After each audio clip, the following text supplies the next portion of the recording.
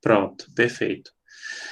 Nessa situação, pronto, uma coisa que eu não fiz semestre passado e que eu vou experimentar esse semestre é marcar, por exemplo, as páginas dos livros da bibliografia básica para que vocês façam esse estudo. Eu não tinha feito isso, eu vou experimentar para ver se funciona.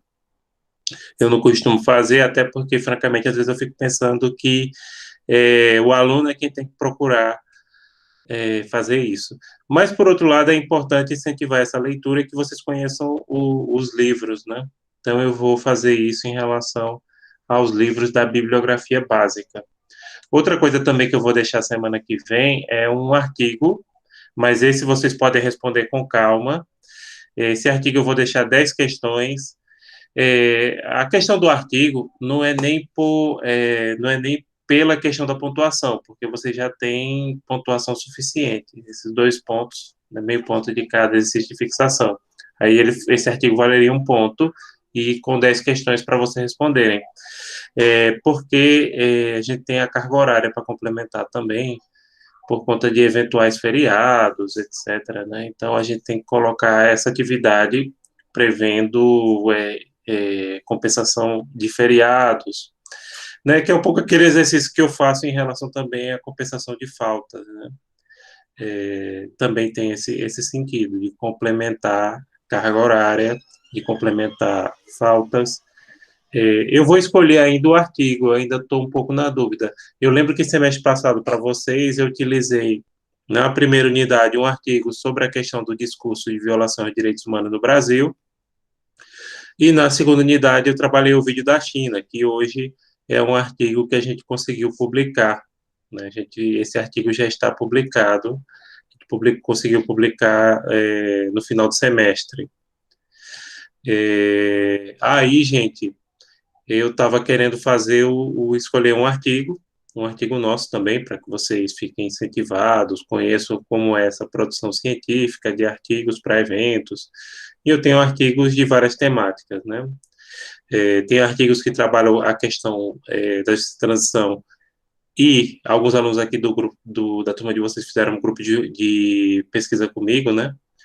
E aí a gente trabalha alguns artigos sobre justiça de transição, que é um assunto geral, né, mas que é um assunto importante que não pode ser esquecido. Então, tem artigos que trabalham a questão de violência policial, corrupção, etc., né? Então, eu vou escolher um artigo para discutir e para que vocês leiam esse artigo e respondam essas 10 questões. O prazo de entrega fica para 1º de outubro, mas assim eu já deixo a partir de semana que vem, aproveitando esse gap de aula invertida, etc. Então, a gente já deixa semana que vem como uma das atividades. Aí eu vou deixar, então, 3 coisas. A aula invertida, como o Vitor lembrou, que eu vou experimentar para ver se eu me adapto. Não tinha usado semestre passado, gravava videoaula, né? E deixava nesse período. Então, eu não vou gravar videoaula porque me parece que vocês gostam mais se dar aula assim, né? Se for enquanto a gente não está autorizado a voltar para o campus, depois a gente vai transmitir as aulas de lá do campus. Isso vai acontecer, não tenho dúvida, até porque a instituição já está realizando inúmeras atividades dentro da instituição, claro, com aqueles cuidados, máscara, etc. Então, a hora que autorizar, a gente vai transmitir as nossas aulas de lá. Mas, enquanto isso, me parece que vocês gostam mais de dar aula, assim, ao vivo, porque existe essa interação, do que simplesmente a gente chegar e gravar um vídeo, né? Então, eu vou experimentar fazer esse sistema de aula invertida, em vez de deixar simplesmente uma aula gravada, né? Não vou fazer. Agora, o que deu bem a gravação foi em relação aos monitores. Inclusive, a gente tem, esse semestre está fazendo a seleção dos monitores, já tem uma monitora aqui da turma, que é Tainá, que ela ainda depois vai entrar em contato comigo para escolher a turma que ela quer realizar a monitoria, né? Depois eu falo com ela. Se Tainá estiver aí, depois entre em contato comigo, Tainá, para a gente combinar qual é a turma que você vai escolher para fazer a sua monitoria. Pronto, é isso. Então, eu vou basicamente deixar essas coisas. Deixa eu dar uma olhada aqui rapidinho, quantos alunos a gente já tem matriculados nessa disciplina em relação à turma de vocês, porque aí eu já sei mais ou menos quantos alunos a gente vai ter por cada grupo, que são 8 grupos, né? São 8 grupos,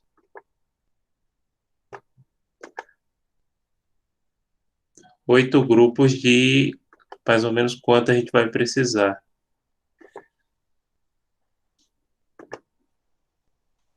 46. Hoje tem 46.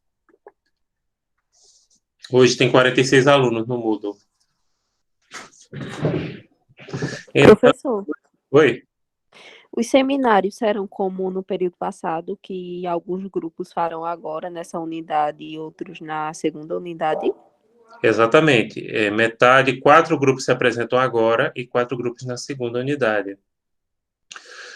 Todos serão em vídeo, mesmo a gente retornando a aula no campus, porque eu quero que todos participem dos seminários e nem todo mundo vai poder assistir a aula no campus, né? Seja por questão de disponibilidade de transporte, por questão de estar em grupo de risco, né? E como vocês sabem, provavelmente esse ano ainda não vai ser autorizada a aula cheia, né? Vai ser sempre aquele revezamento e priorizando aquelas pessoas que podem assistir. Então, vão ser 8 a 12 minutos os vídeos, com média de 10. E se tem 46 alunos hoje, pode ser que tenha mais alguém ainda para se inscrever, como sempre, né? Se inscrever não, se matricular, perdão. Então, eu posso colocar aí a média de 6, 7, 6 vezes 8, 48. De 5 a 6 alunos por grupo. Porque 6 vezes 8 dá 48, já sobra. Mínimo 5, no máximo 6. 7 eu já acho muito, porque aí dá 56, né? 5 a 6, exatamente, os grupos. Então, semana que vem você já pode se inscrever, lembrando que é por ordem de inscrição, né? Por ordem de inscrição. E todos têm que fazer. Quem não fizer, fica sem um dos grupos, aliás, fica sem nota em uma das unidades. E teve gente que acabou se prejudicando por conta disso. Então, façam, por favor. Se inscrevam, né? Então, semana que vem a gente já deixa isso. Os temas, eu já anotei os temas aqui, mas depois eu coloco lá, né, os temas dos seminários, no caso de vocês. Só para a gente informar rapidinho, antes de eu começar o assunto,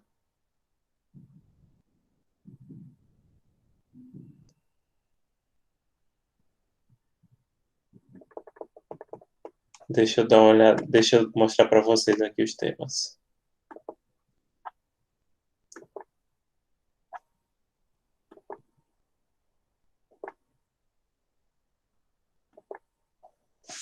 Pronto, é aqui, Direito Internacional Privado Direito. Se vocês não estiverem vendo, me avisem. Na primeira unidade, os grupos são os seguintes. Grupo 1, Teorias de Qualificação. Grupo 2, Elementos de Conexão. Grupo 3, Nacionalidade. Grupo 4, Propriedade Intelectual no Direito Internacional Privado. Esses grupos se apresentam na primeira unidade. A data de apresentação, a gente vai colocar só uma previsão, viu, gente? Por quê? Por exemplo, a prova de vocês ou vai ser na última semana de setembro ou na primeira de outubro. Se a coordenação marcar a prova de vocês para a última semana de setembro, então os seminários ficam para vocês entregarem o vídeo até a primeira semana de outubro e vice-versa. Tá? Depende de quando a coordenação marcar a prova. Por isso que eu coloquei até tá aí no cronograma que vocês podem conferir a data a confirmar, porque depende da coordenação. Na segunda unidade, gente, os temas são grupo 5, adoção internacional, grupo 6, prestação de alimentos no direito internacional privado, grupo 7, direito do consumidor na União Europeia e grupo 8, direito do trabalho no direito internacional privado. Esses grupos, o assunto desses grupos vocês podem encontrar na bibliografia que a gente passou, especialmente Delomo, que ele aborda assim, temas mais específicos. Alguns assuntos também vocês podem pesquisar na internet, eu recomendo que pesquisem, como, por exemplo, em relação à questão do direito do consumidor na União Europeia, que é a área que a gente considera o direito do consumidor mais avançado. pode entrar no site da União Europeia, inclusive tem informação disponível em português, claro, português de Portugal, né, porque é um dos idiomas oficiais da União Europeia. Então, vocês podem pesquisar também na internet. A questão dos alimentos, que eu não sei se vocês sabem que existe uma facilitação na execução e na concessão de alimentos no âmbito internacional, existe um sistema mais facilitado do que simplesmente a questão de homologação de sentença, né? Então, facilita e muito isso. Há um processo que você entra, né, no Ministério da Justiça, etc. Então, tem que explicar como é que funciona essa questão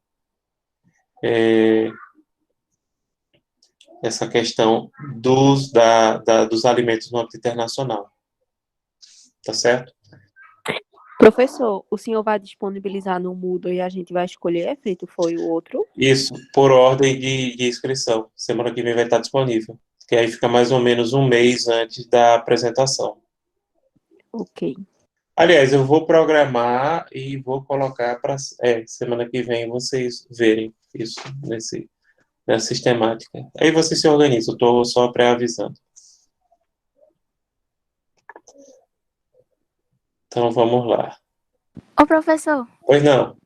isso, teoria da qualificação, é como mesmo? Teorias de qualificação é o que a gente vai ver no ponto 3. A gente deve começar esse assunto na primeira semana de setembro. É um dos assuntos teóricos, é uma das teorias mais importantes do direito internacional privado. Tá certo? Aí tem as duas teorias, que é a lex fori e a lex causae, ou causae. Mas a gente ainda não viu, não, a gente vai ver. Mas qualquer livro de direito internacional privado, a não ser que seja muito ruim, e olha que eu já vi, tem. É um assunto, é uma das teorias básicas, entendeu? Da área. Então é fácil de vocês acharem também.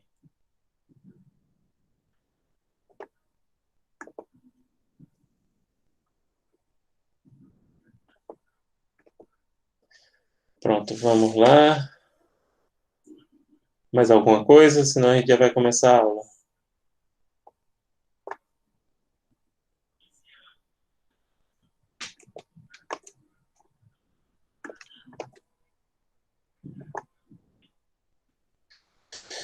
Bom, pessoal, a nossa aula, deixa eu começar aqui com vocês. Pronto, eu estava falando sobre esse assunto.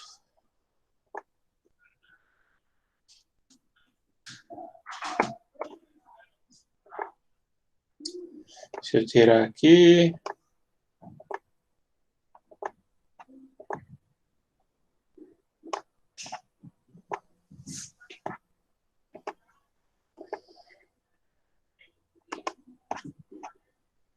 Pronto, caso vocês não estejam vendo, por favor, me avisem. Então, a gente vai encerrar agora o ponto 1 e começar, ou encerrar, dependendo do andamento da turma de vocês, o ponto 2, que também é curtinho. Também é curtinho, não, é curto, né? É só a parte de fontes. Então, ponto 1, introdução ao direito internacional privado, conceito e aspectos históricos. A gente estava falando dos aspectos históricos.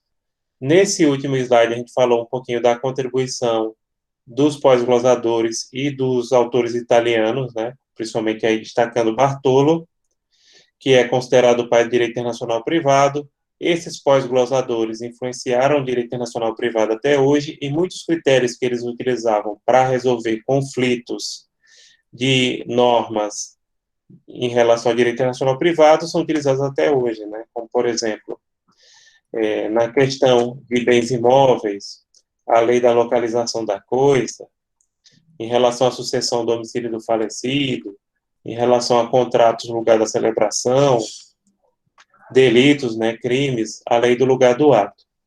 Agora a gente vai falar das escolas estatutárias. Essas escolas... Professor, Pois não. bom dia. Na sua atividade, aquela que não vale ponto, mas só para a gente testar os conhecimentos e valer como uma chamada, tinha duas alternativas erradas nessa questão a respeito das teorias adotadas pelos italianos, que era tanto a questão da sucessão, estava errado, como a questão dos bens imóveis, que na descrição da alternativa tinha bens móveis. Aí Eu vou só. dar uma olhada, aproveitando a sua pergunta, eu vou dar uma olhada aqui como é que isso está lá. Porque pode ser também, deixa eu dar uma olhada. Qualquer coisa eu corrijo, não se preocupem não, porque ali é só, não vale pelo número de questões acertadas, mas vale pela participação, né? Então, Não, tudo eu bem, vou- foi só a título de conhecimento, assim, para o senhor ficar sabendo, porque deixa eu isso dar uma é olhada. a de sucessão é que está como errada. Deixa eu dar uma olhada aqui. Fixação, ponto 1, né?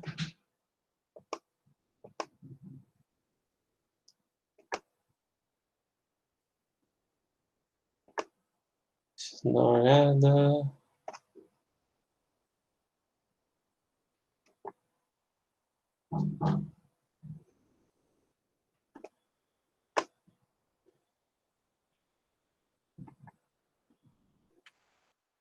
Sucessão.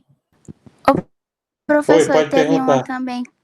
teve uma também que o senhor pediu para falar sobre, eu até tirei uma foto, do período histórico, só que nas alternativas só tinha falando a respeito da descrição, eu acho que é da descrição do direito internacional, que tinha Eu até vou, eu no vou slide. abrir o questionário agora para vocês verem.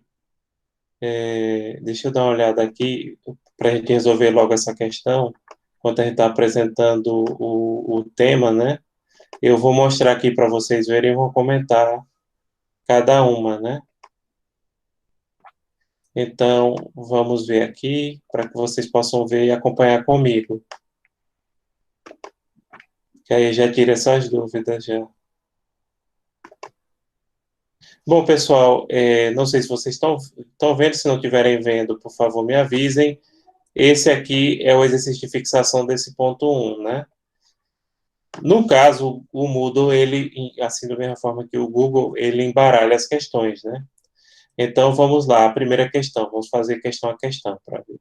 Assinale a alternativa incorreta no tocante ao histórico do direito internacional privado.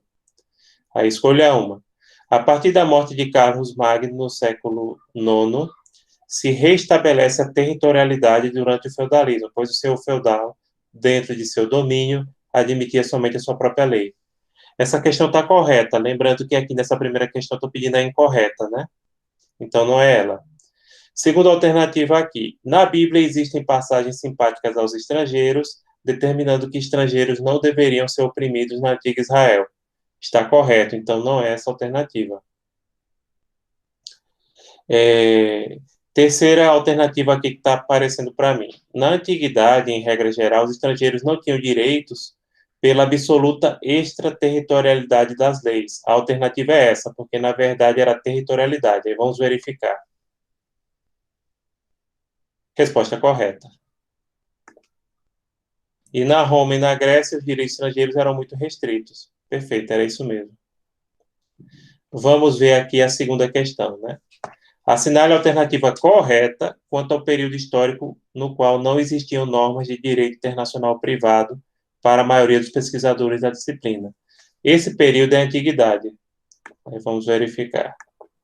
E nos outros períodos tinha, né? A direito internacional privado ele surge na Idade Média. Sua resposta está correta. A resposta correta é a antiguidade.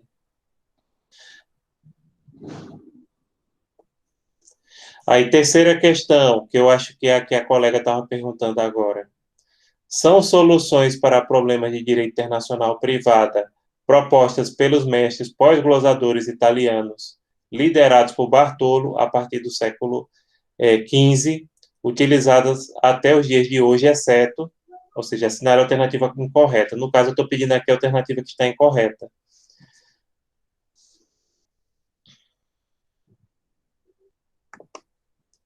Bens móveis, a solução. Cadê? Uhum. Ah, tá certo. Você estava. A colega aí estava falando que tem duas, né? Contratos, lugar de celebração. Isso, professor, porque tá bens móveis e seria bens imóveis. Você está correta. E a sucessão é nacionalidade. Na verdade, não era nacionalidade, é domicílio. É domicílio Correto. do de cujo, né? Seria, no caso, as duas corretas Uhum. aqui, que seria a alternativa. Aí, realmente, eu tenho que colocar, tenho que mexer em uma. Aí depois eu edito, viu? Tá ok, professor, sem Agradeço. problema. Nada. Vamos ver aqui a última. Se tem algum erro, tem... Assinale a alternativa correta quanto ao período histórico no qual não existia norma de direito internacional para... Essa aqui também acho que está errada, essa questão.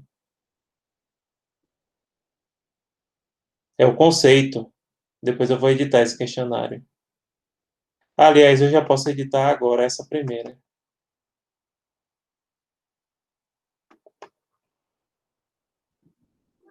Deixa eu colocar a edição, a outra eu corrijo depois.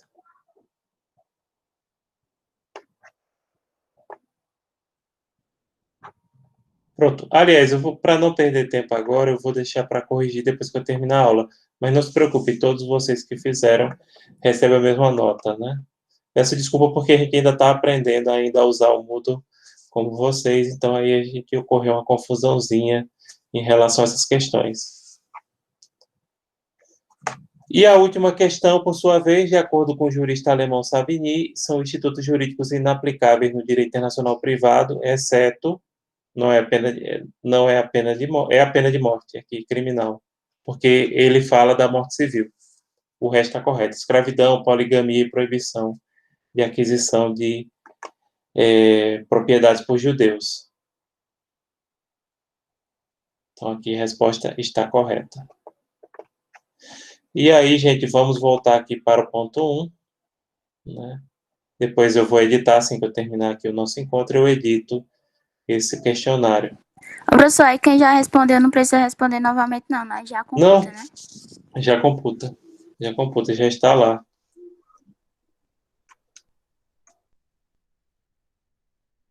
Dê uma olhadinha depois no 2 também, que eu acho que foi esse primeiro, porque eu ainda estou naquela fase de adaptação, mudou como vocês. Então, aí peço desculpas e agradeço vocês terem lembrado. Bom, gente, a gente vai continuar falando agora em relação ao histórico das escolas estatutárias. Essas escolas estatutárias, elas misturavam doutrina e jurisprudência. Então, essa obra era de doutrinadores, de pesquisadores do assunto, né? E aí vai ter, de acordo com a nacionalidade, a primeira escola é a Escola Estatutária Francesa, no século XVI, criada por Bertrand d'Argentré.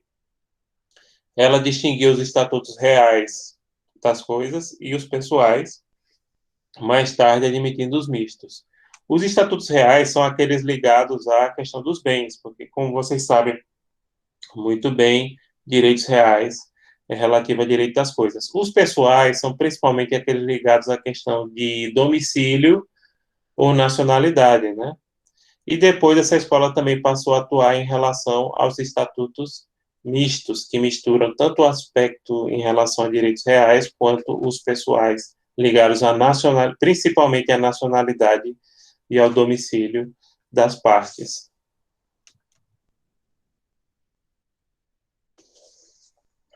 A escola estatutária holandesa, ela foi criada no século XVII, por sua vez, né, já é outra escola, tendo como expoente búlgaros, Huber e Rodenburg, o criador dela foi Rodenburg, adotou o critério absoluto da territorialidade de todos os estatutos, sejam os reais, relativa a bens, e sejam os pessoais, ligados à condição da pessoa, como a gente já falou, especialmente domicílio e nacionalidade.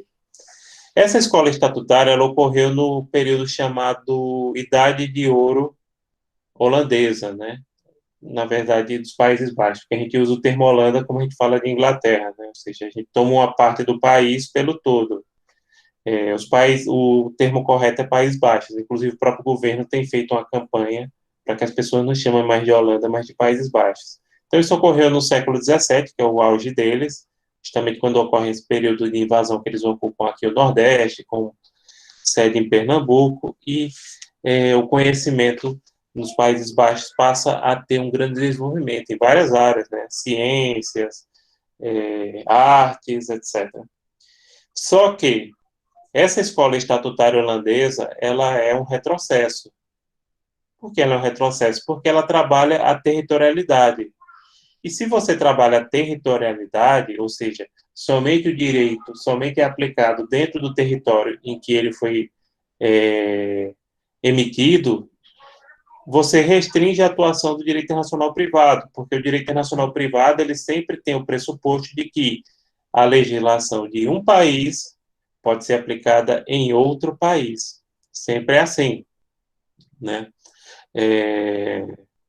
Então, gente, nesse sentido, a escola estatutária holandesa, ao estabelecer essa questão da territorialidade, ou seja, a norma é aplicável somente no seu território, tanto no aspecto dos direitos reais quanto a questão pessoal, ela é retrocesso e volta um pouco àquele panorama que a gente tinha durante o feudalismo, que o direito era territorial também, e o panorama que a gente tinha durante a antiguidade, no qual o direito também era extremamente territorial.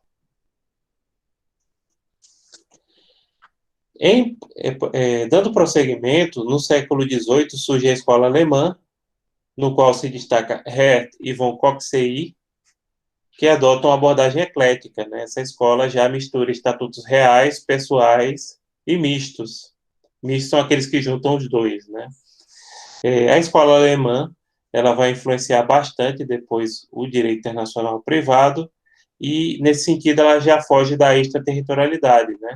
Já admitindo esses estatutos, tanto os reais, os pessoais, e os mistos.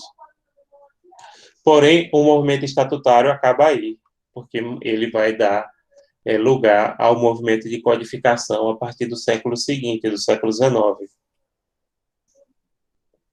Então, essas escolas estatutárias não eram práticas, porque elas trabalhavam muito com a questão de análise de jurisprudência e de doutrina, e por isso o século XIX, também influenciado pela escola da exegese, que com certeza vocês estudarem hermenêutica, vão dar lugar a inúmeras normas de direito internacional privado, que vai surgir um movimento de positivação do direito, né? E vários países vão adotar normas de direito internacional privado ou legislação civil que tenha normas de direito internacional privado. Por exemplo, na França, em 1804, que é o Código Civil Napoleônico. As normas de direito internacional privado francesas estão no começo do Código Civil Napoleônico.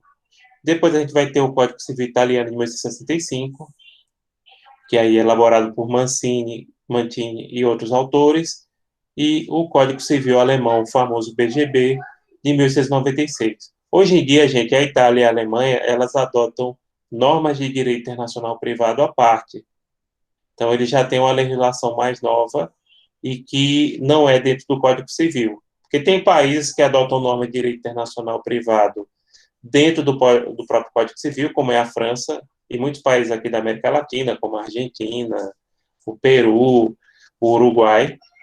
Já outros, como o Brasil, a Itália, a Alemanha, a Suíça também, eles vão ter uma legislação à parte que regula os principais aspectos e critérios em relação ao direito internacional privado. No caso do Brasil, é a LINDB, né? A Itália, a Alemanha e a Suíça têm uma legislação parecida com a LINDB também. Fica numa legislação à parte. Ainda no século XIX, vão despontar grandes percussores do estudo do direito internacional privado, como o Istori, o Savigny e o Mantini, italiano. O Istori era americano, Savigny, alemão, e o Mantini, italiano.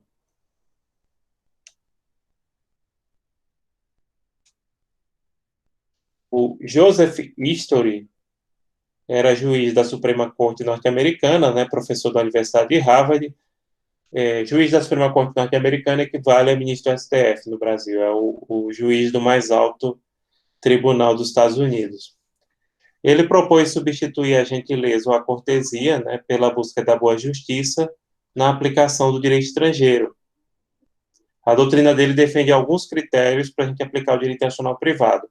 A perspectiva de Istori é que você aplicava o direito estrangeiro pela perspectiva da ideia de uma boa justiça, de você não ser simplesmente uma cortesia, porque naquele tempo muitos autores defendiam, devido à ideia de que a soberania era uma questão absoluta, que você aplicava a legislação de um país em outro por mera questão de cortesia.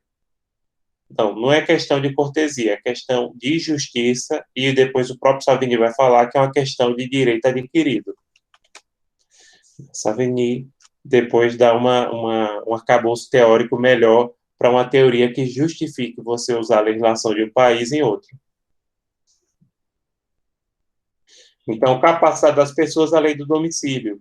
Ou seja, você é maior, menor de idade, ou pode ser interditado de acordo com a lei do seu domicílio. Tem países hoje, pronto, a maioria dos países hoje em relação à capacidade de pessoas ou segue o critério do domicílio ou nacionalidade. No caso dos Estados Unidos, que era a pátria de History, era mais interessante o domicílio devido à questão do número grande de imigrantes. Então, por exemplo, você teria que ser considerado maior nos Estados Unidos, não de acordo com a lei sua de origem, porque de repente a pessoa veio de um pequeno reino nos confins da Europa, na Alemanha, na Itália, que tinham muitos reinos pequenos, né? Cada um adotando a sua legislação, não, nada disso. Então, se o camarada está nos Estados Unidos, domiciliado, ele é maior ou capaz de acordo com as normas do seu domicílio. Hoje em dia, a maioridade civil na maioria dos países fica em torno de 18 anos mesmo, né? Mas no passado isso variava muito. E vocês devem lembrar, principalmente aqueles de vocês que gostam de estudar direito civil, de que no Brasil, até pouco tempo atrás, a maioridade civil era de 21 anos. Na minha época, ainda era, porque eu fiz 21 anos na vigência do Código Civil de 16, né? Agora é só para índio, né, professor? Aí depende do indígena. Por exemplo, eu que tenho documento de indígena, eu sou considerado integrado, né? Entendi. Entendeu? Os índios, pronto, os índios do Nordeste em geral são integrados. Só aqueles índios que não estão integrados, porque a própria lei estabelece essa diferença entre vários tipos de povos indígenas. Aqueles que já estão integrados à sociedade brasileira em geral, é normal. Se fosse assim, era muito bom, né? Se fosse assim, é dizer, não, eu sou indígena também, eu sou da tribo Pancararu. Para não ser responsabilizado, né? Apesar que lá na tribo tem muita gente que apronta na cidade e corre para se esconder na aldeia, porque na aldeia só entra a Polícia Federal. Então tem que esperar, a PM não entra. Aí tem que esperar chegar um delegado federal para ir lá, porque é território da União, né? Mas isso é malandragem do pessoal. Eles são totalmente integrados, claro, tem a sua cultura, tem o culto religioso, né, que mistura vários elementos, que os índios do Nordeste, a religião é chamada Jurema Sagrada, né? Meu pai era mestre da Jurema Sagrada, que ao mesmo tempo você diz, eu sou católico, eu sou evangélico, mas também você sempre tem um pezinho na Jurema.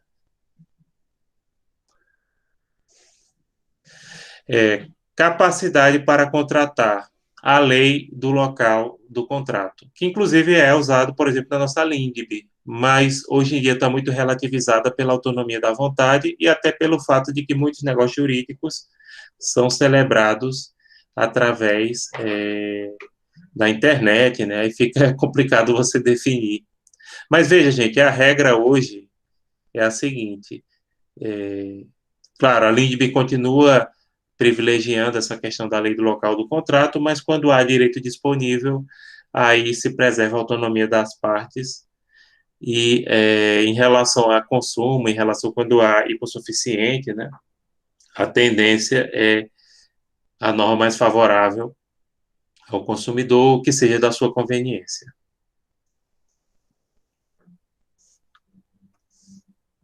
Bens imóveis, a lei da sua situação, que a gente já falou que isso é um critério mais ou menos universal. Casamento, a lei do lugar da celebração do casamento. E divórcio em relação dos cônjuges, a lei do atual domicílio, né? Tem países que, inclusive, adotam o primeiro domicílio, outros colocam um domicílio mais atual, isso varia de país para país. Agora, repare que muitas propostas do History hoje são adotadas na legislação de vários países. Basicamente isso que a gente quer colocar em relação ao que ele falou. Com Savigny, surgiu a ideia de universalismo no direito internacional privado, defendendo, entre outras coisas, que o domicílio é o elemento de conexão por excelência. Para Savigny, o elemento de conexão mais importante é o elemento de conexão ligado ao domicílio. Tem autores que usam a nacionalidade, mas ele achava que o domicílio era o mais importante porque o domicílio mostra o interesse, por exemplo, no seu domicílio é o lugar onde você trabalha, onde você celebra relações jurídicas, né? E ele já estava de olho um pouco nessa questão da imigração, então por isso que ele coloca o domicílio como critério mais importante para ser usado como elemento de conexão e definir as relações jurídicas de direito internacional privado.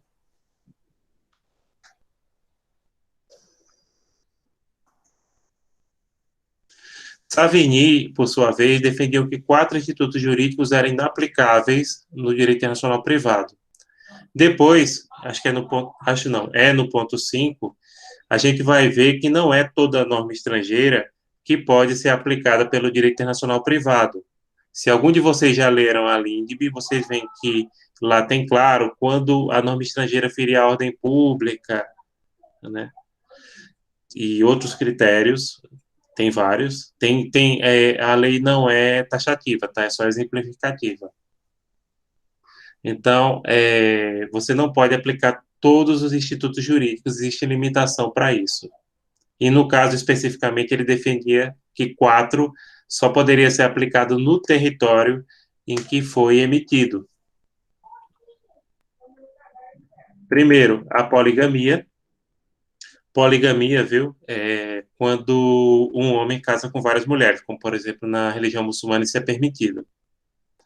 Se for uma mulher com vários homens, é poliginia. Então, é poligamia. No caso do Brasil, teve uma situação que eu não lembro se era um brasileiro casado com várias mulheres, que o brasileiro era muçulmano, ou se era um imigrante muçulmano, mas o STF não reconheceu, alegando que o casamento poligâmico feria a ordem pública, né? Utilizando aí o critério, o principal critério estabelecido pela LINDB de não aplicar norma estrangeira no Brasil, quando ela feria a ordem pública.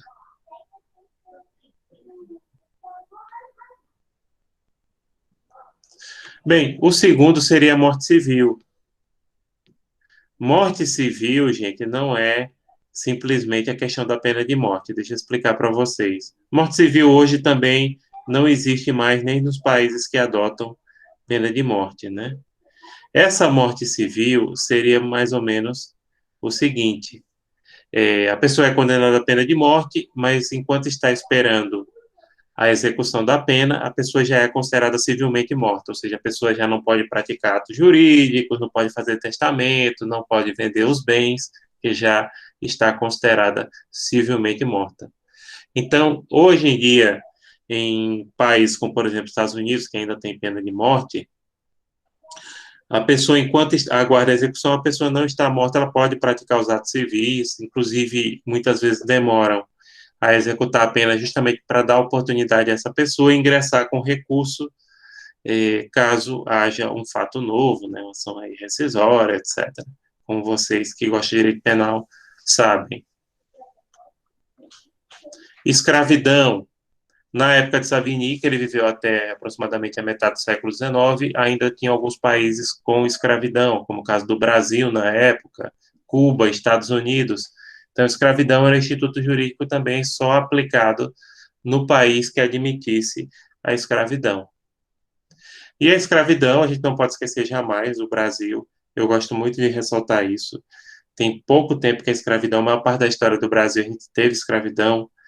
E eu falo sempre isso porque não é um motivo que eu me orgulho, mas para as pessoas entenderem o quanto ela é recente, né? Até 3 gerações atrás, na minha família, né, a minha família, como eu estava falando aqui, é de origem indígena e portuguesa, Pancararu e portuguesa. Até 3 gerações atrás, tinha escravos dentro de casa, ou seja, na época do avô de meu pai, o avô de meu pai nasceu em 1877, ele morreu em 1959, meu pai ainda conviveu bastante com ele. O pai e o avô dele tinham escravos. Então é muito recente essa realidade ainda.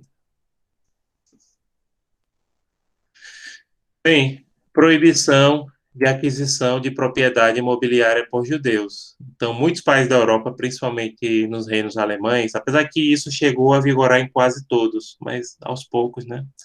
Os judeus não poderiam adquirir imóveis. Então, inclusive, esse é um dos motivos pelos quais os judeus se dedicavam geralmente a profissões mais liberais, médicos, comerciantes, banqueiros, porque eles não poderiam ter fazendas, isso era proibido, né? Não poderiam ter propriedades imobiliárias. Então, Savigny também acreditava que esse tipo de instituto jurídico só era aplicado dentro do território de vigência, não poderia ser aplicado através do direito internacional privado em outro território. O que esses institutos jurídicos deixam de influência é o seguinte: existem limitações para a aplicação de norma de direito internacional privado, inclusive admissíveis até hoje, tá? Pronto. Vamos falar um pouco sobre essa questão de designação da disciplina. Então, várias designações foram utilizadas para denominar a disciplina de direito internacional privado, como direito privado internacional, que percebam, aí inverte, fica direito privado internacional, direito privado humano, que não pegou, direito extraterritorial tem sentido, mas também acabou não pegando, que é um direito aplicado fora do território de origem, né?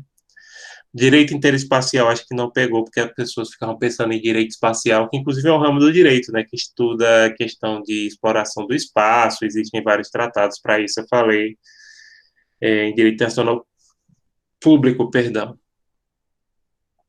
Direito civil internacional acho que não pegou, porque direito internacional privado não trabalha só com direito civil, né, trabalha com empresarial, consumidor, embora a maior parte dos assuntos, como vocês podem perceber, já por essas aulas iniciais, gira em torno realmente de direito civil, mas não é exclusivo a ele. Até porque até sentença penal é objeto de reconhecimento no direito internacional privado, né? E se fala em outras áreas, empresarial, consumo, até trabalho, essas coisas. Conflito de leis também não pegou porque é só um dos assuntos, inclusive é um assunto do ponto 5. A maioria dos doutrinadores, né, defende a autonomia do direito internacional privado, pois esse ramo do direito possui objeto, institutos, fundamentos e métodos próprios. Então, é um ramo do direito realmente independente, é um ramo do direito que tem seu objeto, tem seus métodos, e que é distinto. Hoje em dia não está tanto na moda, mas durante muito tempo muitas instituições queriam colocar direito internacional público e privado juntos. Não dá, gente. São coisas assim, são da mesma área, mas são totalmente diversos. Um tem a foco no direito público, outro nas relações privadas. As fontes, existem fontes em comuns, mas, por exemplo, a hierarquia não é a mesma, como a gente vai ver agora no ponto 2, que a gente vai começar daqui a pouco. Acho que até é questão de abordagem também, né, professor? Que acaba uma não interferindo tanto na outra.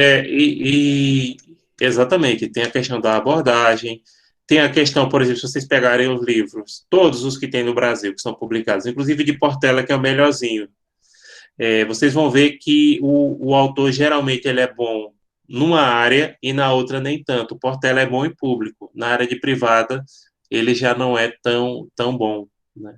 Mausooli é o contrário, né? Ele é excelente em público. Em privado ele é bom, ele dá conta do recado, mas não é a mesma qualidade, não. Eu, por exemplo, eu sei mais público do que privado. Então, tem que ser realmente duas disciplinas separadas. O direito internacional privado adota uma pluralidade de métodos. Entre os principais métodos que o direito internacional privado coloca estão o método territorial, que analisa o direito vigente num determinado território, o método conflitual, que estabelece critérios para resolver conflitos de leis em situações de direito internacional privado que envolvam leis de países diferentes, como família, sucessões, consumo, etc. Isso a gente vai falar um pouco depois, lá na frente. Material, sim, não é definir. O método material, ele reparte a matéria no qual é abordado os temas, né? Tem a ver com os temas, que aí pode ser essas áreas que a gente está falando, consumidor, empresarial, né? Ali é de acordo com a matéria. E o imperativo que estuda os critérios de ordem pública para definição do direito internacional privado. Por exemplo, quando eu falo da questão da ordem pública, da fraude à lei, eu não posso aplicar uma norma de um paraíso fiscal no Brasil num contrato porque o regime tributário pode ser considerado fraude à lei e ferir a ordem pública. E aí isso tem a ver com o critério imperativo através do qual o Estado estabelece que naquelas circunstâncias a norma de direito internacional privado não é admissível ou não é aplicada fora do território de origem.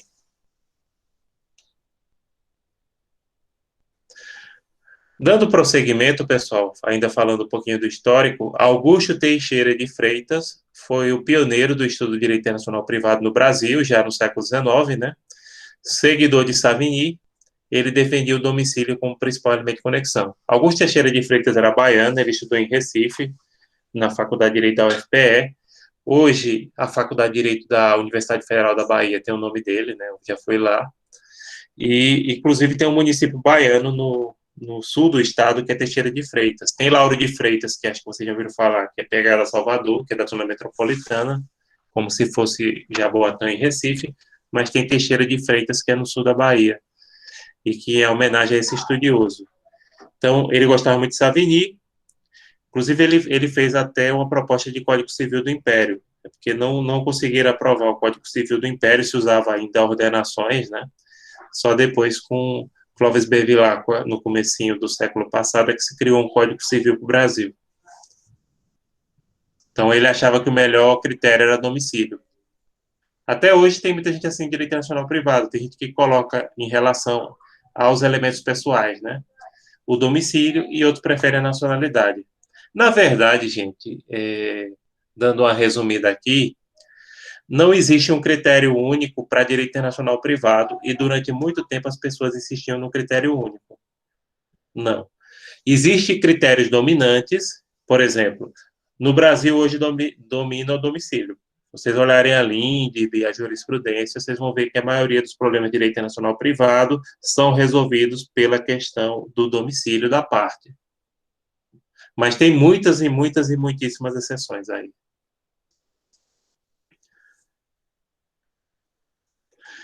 Ninguém nunca conseguiu criar um critério único.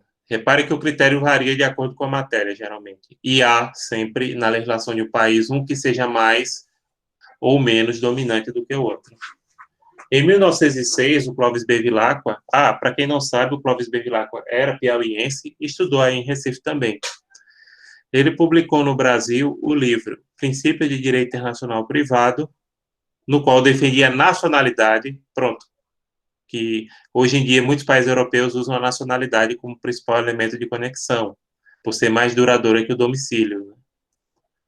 Por outro lado, o critério de domicílio é bem interessante para os países que têm um número grande de imigrantes, né? Porque aí eles ficam de acordo com a legislação do país que eles estão vivendo, não de acordo com o país de origem.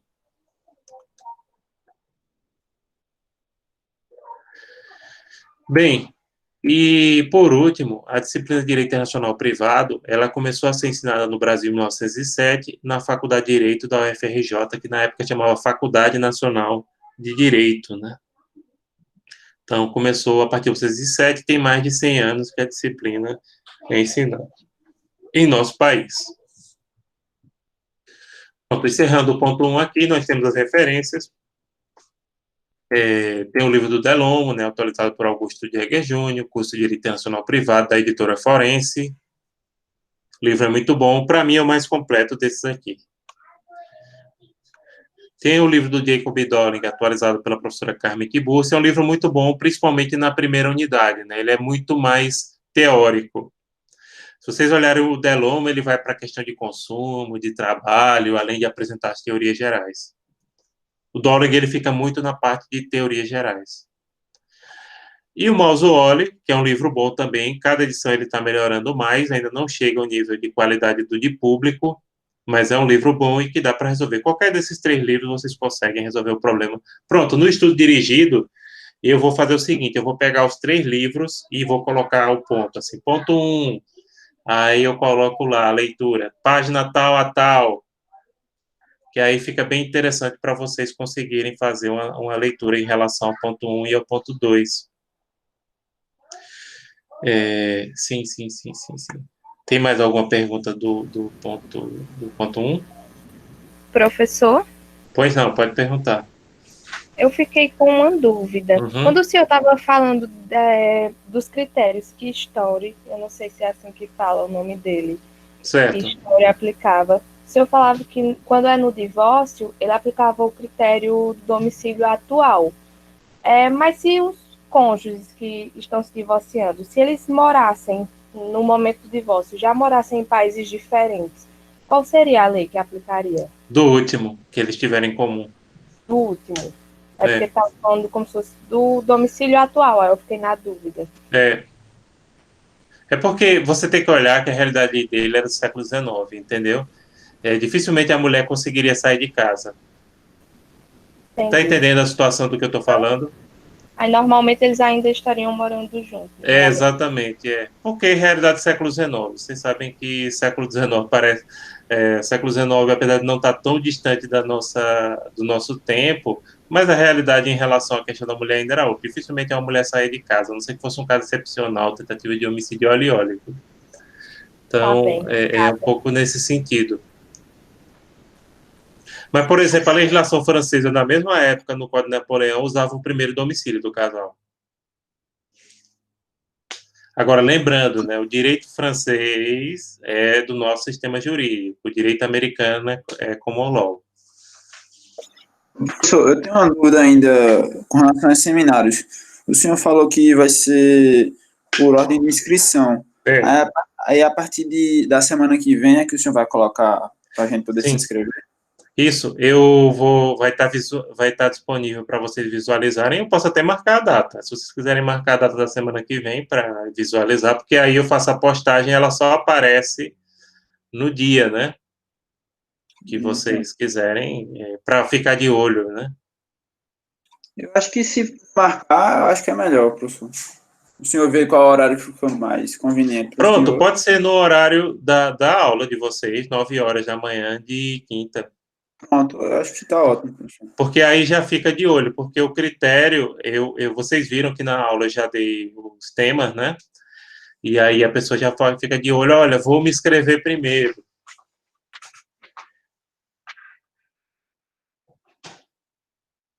Tudo bem, Emily, sem problemas, viu?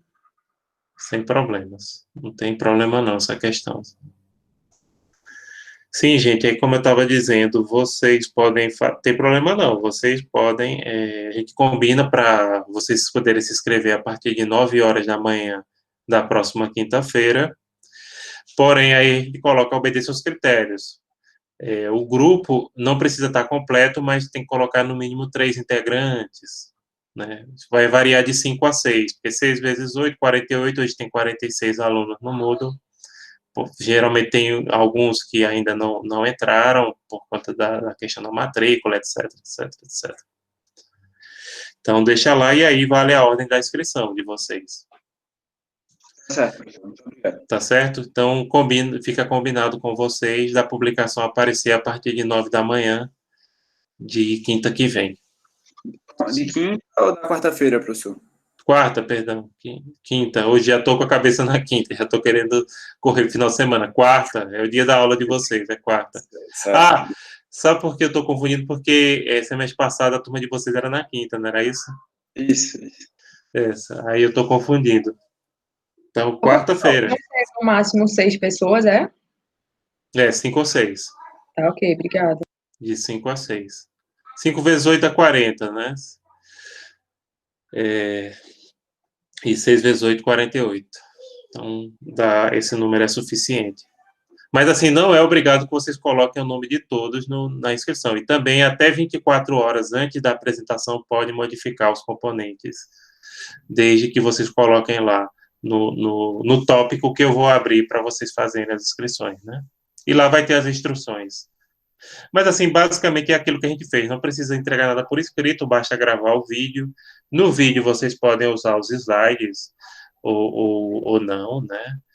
Tem que informar o nome de todos os componentes no vídeo, seja falado através, né, da edição, dos slides, etc. E os temas, caso vocês tenham dificuldade de pesquisa, entre em contato comigo, que aí a gente pode dar alguma dica, né? O tema assim, mais difícil para pesquisar que alguns alunos acham é aquele tema em relação ao direito do consumidor da União Europeia, mas é simples. Você basta entrar no site da União Europeia e pode baixar, inclusive eles têm cartilha em relação ao direito do consumidor em português de Portugal. Né? Para quem não sabe inglês, tem em português de Portugal, porque é dos idiomas oficiais e lá informa. Por que consumidor da União Europeia? Porque é a área que o direito do consumidor é mais desenvolvido no mundo. Heloísa, como eu disse, na próxima aula, quarta-feira de manhã, a partir das 9, já vai estar postado. Eu vou fazer antes e eu programo para que ele apareça naquela data, entendeu? O post aparece naquela data que a gente pode colocar. Pronto. Mais alguma pergunta, gente? Que aí a gente começa o ponto 2. A gente dá uma começadinha no ponto 2. Iniciar, professor, ponto 2, acho. Pronto, perfeito. Perfeito. Ok, vamos lá.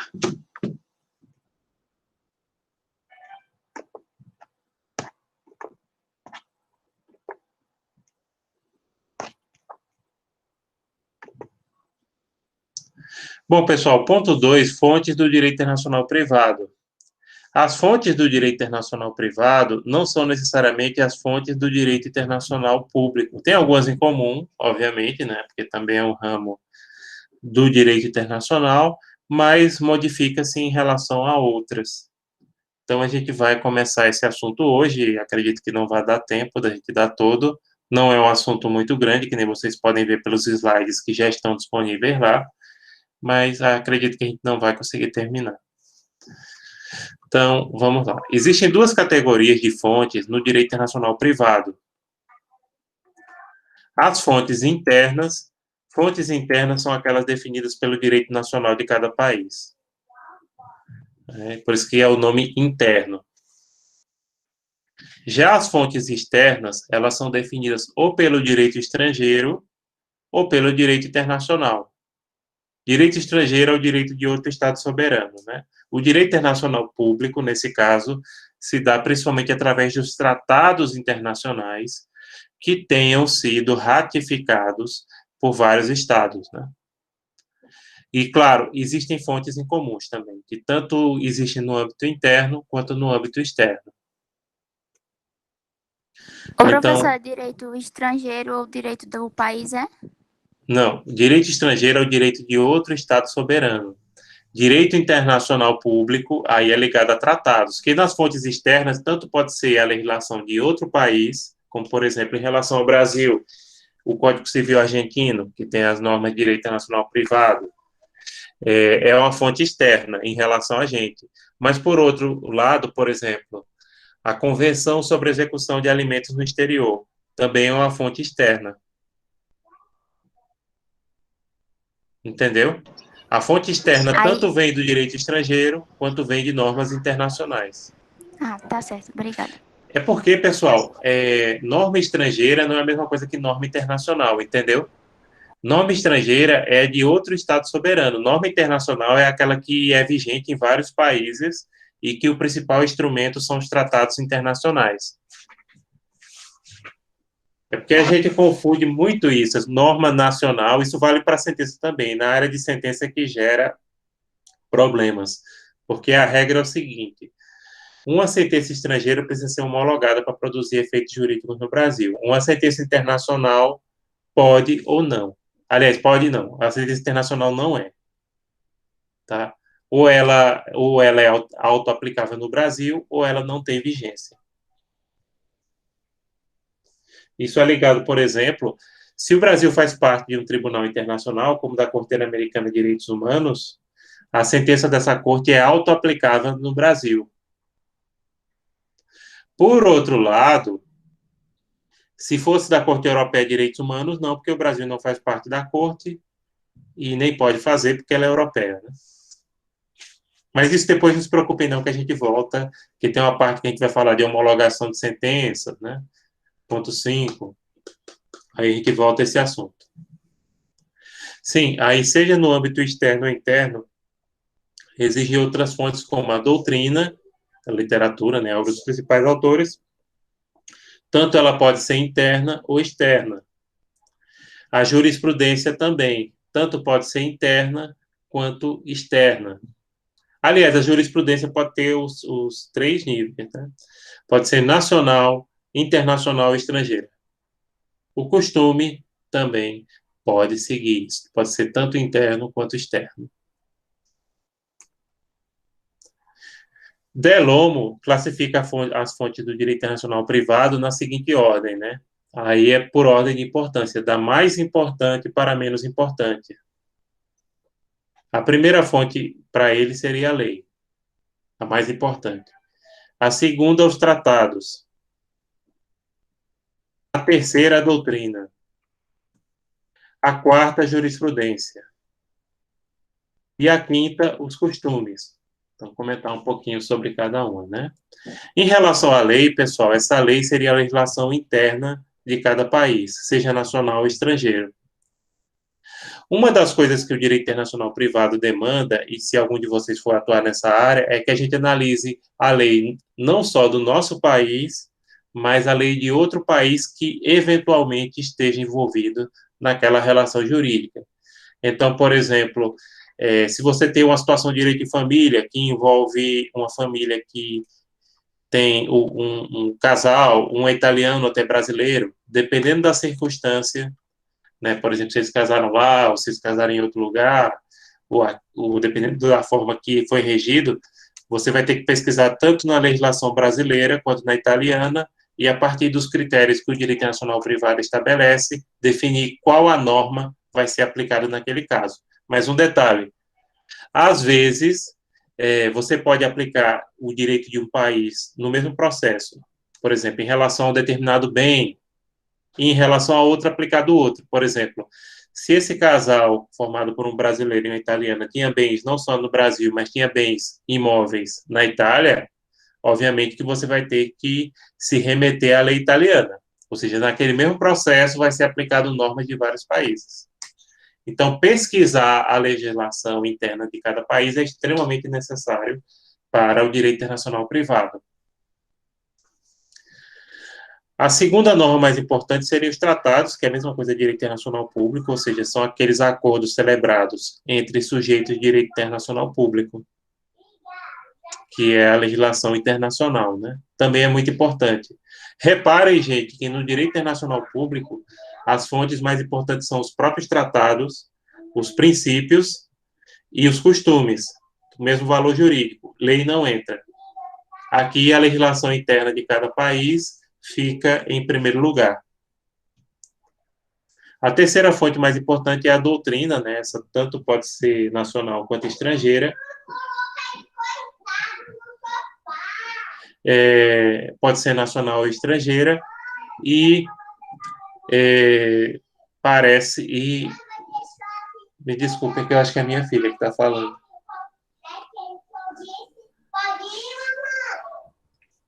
Bem, pessoal, como eu ia dizendo aqui, a doutrina, ela pode ser tanto nacional ou estrangeira, é obra dos principais autores, né?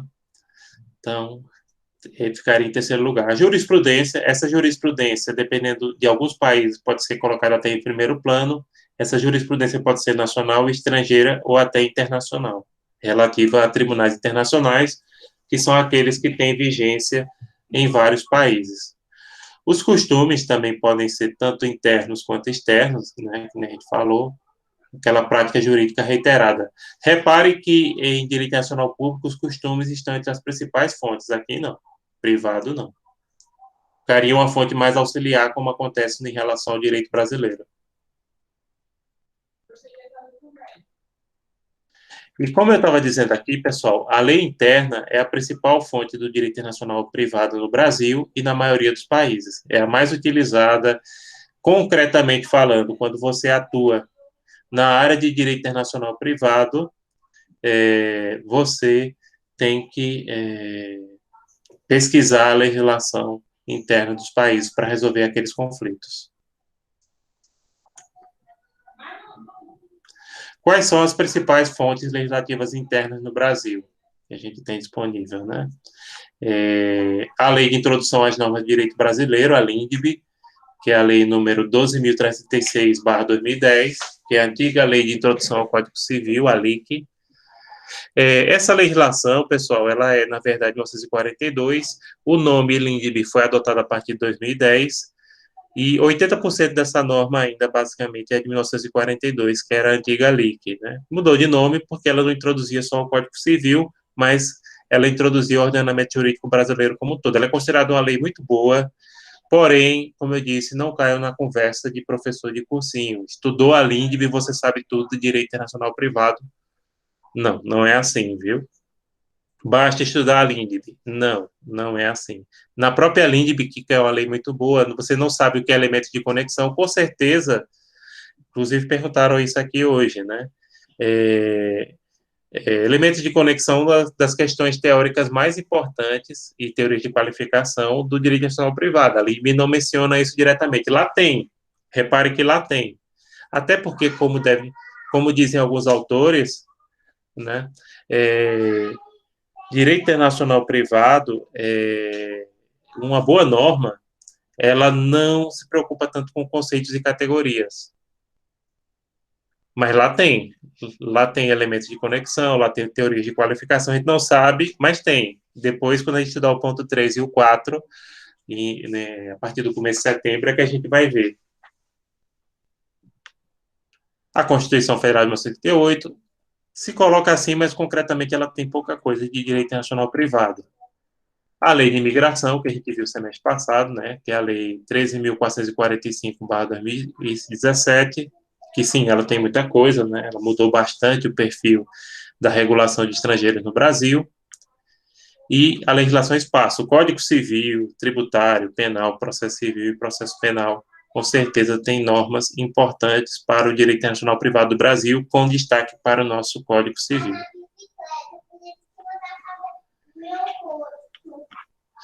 Então, vamos parar por aqui e o resto do assunto a gente deixa para encerrar depois.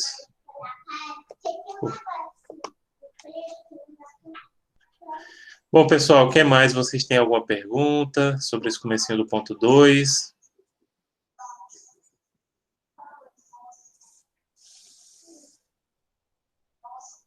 Pronto, tá bom. Na próxima aula, ao vivo, a gente termina o ponto 2, que é curto, e dá o ponto 3. Nada, Vitor, ficou a metade, viu? Que o assunto é pequeno. Só para vocês verem as fontes, entendeu? O assunto é pequeno, não é um assunto muito extenso, não.